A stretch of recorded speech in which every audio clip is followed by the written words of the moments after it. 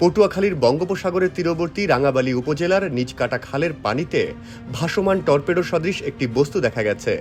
গতকাল বেলা ১১টার দিকে জোয়ারের পানিতে ভেসে আসলে স্থানীয়দের নজরে আসে বস্তুটি।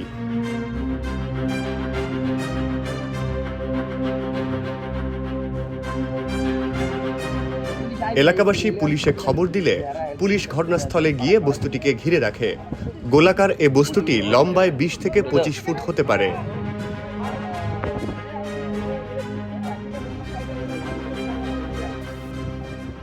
স্থানীয় মৌডুবি ইউপি সদস্য তুহিন মাঝি জানান, নিচকাটা খালটিতে সাগরের জোয়ার ভাটার পানি ওঠানামা করে। বেলা ১১টার দিকে জোয়ারের পানির সাথে এটি ভেসে আসে। বিষয়টি নিশ্চিত করে রাঙাবালী থানার ওসি মোহাম্মদ হেলাল উদ্দিন জানান, সাগর তীরবর্তী মৌডুবি ইউনিয়নের নিচকাটা খালের পানিতে টর্পেডো সদৃশ একটি বস্তু, যা সমুদ্রের তলদেশে জাহাজ ধ্বংস করার বিস্ফোরক ভর্তি যুদ্ধাস্ত্র বিশেষ। বাংলাদেশ নৌবাহিনী অধিকতর অনুসন্ধানের জন্য বস্তুটি নিজেদের জিম্মায় নিয়েছে।